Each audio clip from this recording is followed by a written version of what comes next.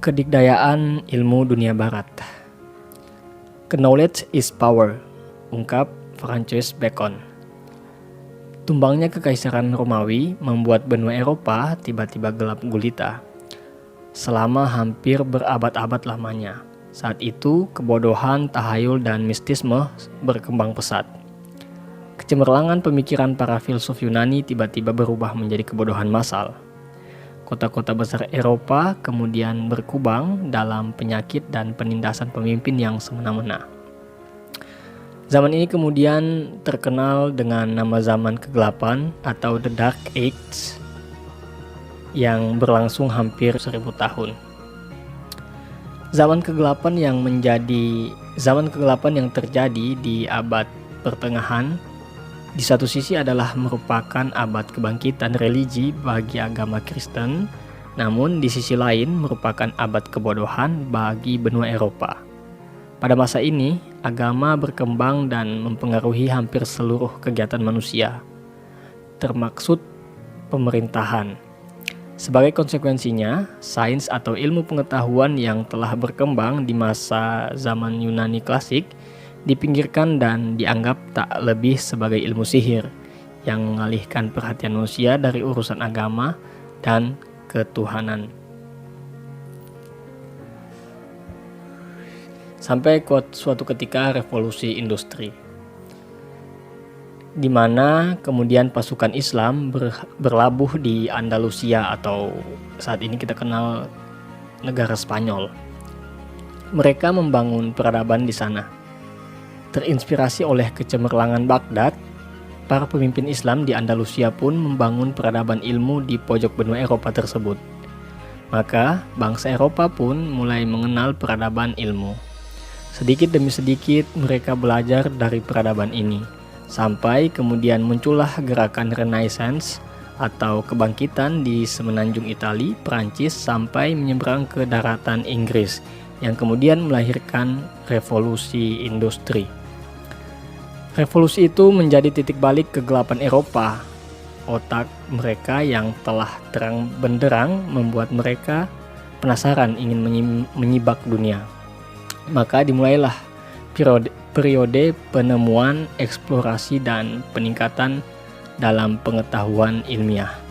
Berbagai ilmu dipelajari, buku-buku diterjemahkan dan disusun. Sekolah-sekolah didirikan. Penemuan mesin cetak di Jerman kemudian menjadi salah satu pemercepat kecerdasan bangsa Eropa. Selanjutnya, bak sekam disulut api.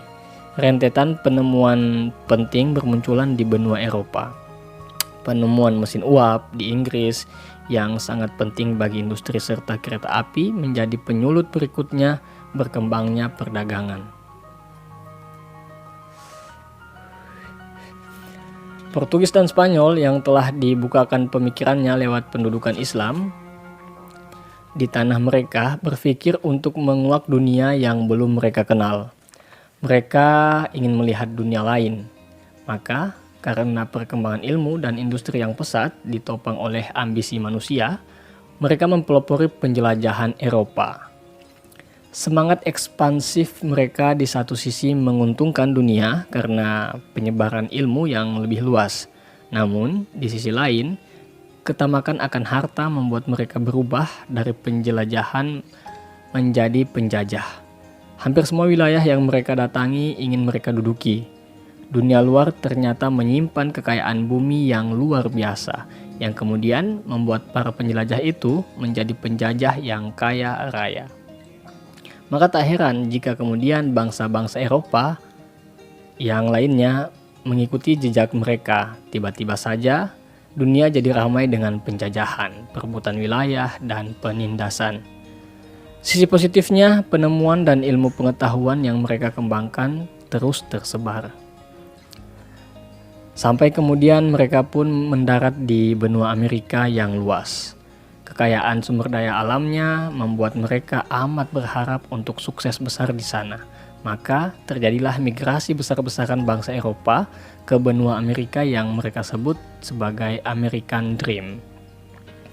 American Dream betul-betul tanah harapan bagi mereka. Mengapa? Meskipun ilmu berkembang pesat di daratan Eropa, Namun penguasa Eropa kebanyakan adalah raja-raja yang semena-mena waktu itu. Maka para imigran tersebut selain berharap perubahan nasib, juga kemerdekaan berpikir di benua baru tersebut. Migrasi besar-besaran yang haus kesuksesan dan kebanyakan terpelajar itu kemudian membuat Amerika menjadi tanah impian yang berkembang sangat pesat. Ilmu pengetahuan berkembang tanpa penghalang di sana. Mereka boleh berpikir apa saja, mereka boleh meneliti, membuat apa saja, dan mereka pun boleh melakukan apa saja.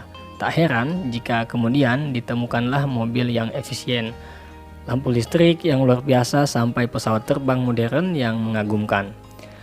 Dunia bisnis pun kemudian berkembang luar biasa pesatnya di sana.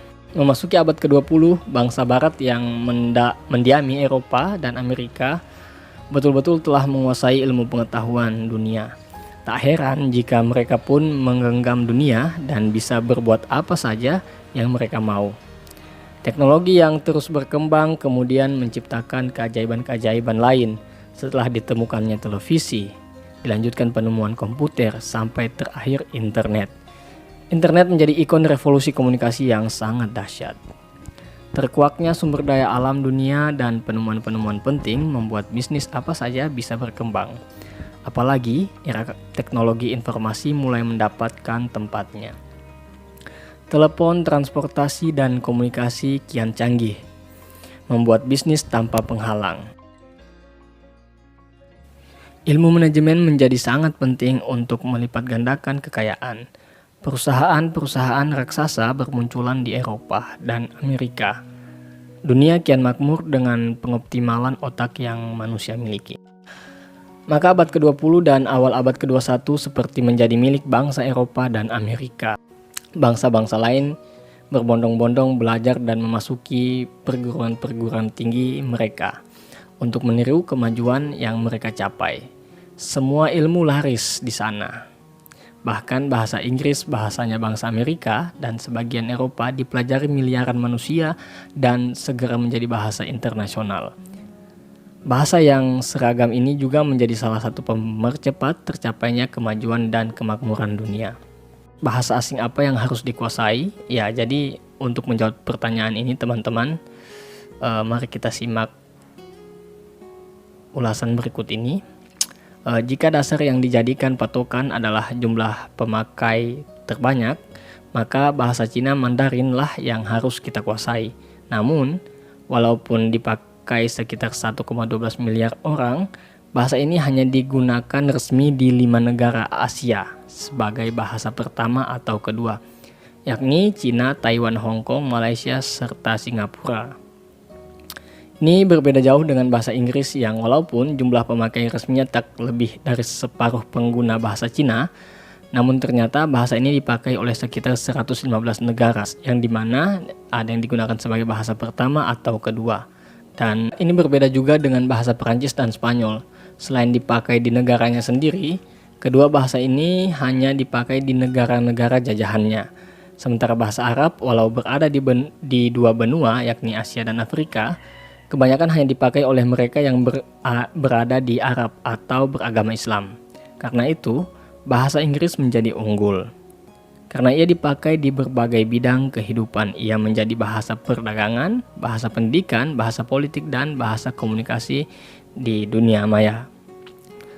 Untuk melihat prioritas mempelajari bahasa asing, Weber mencoba membuat daftar 10 bahasa paling berpengaruh. Ia menyusun berdasarkan 6 faktor, yakni jumlah penutur asli, jumlah penutur sebagai bahasa kedua, jumlah penduduk dan negara pemakai, jumlah bidang utama yang menggunakan bahasa tersebut secara internasional, kekuatan ekonomi negara pemakai, dan kebanggaan sosial kesusastraan.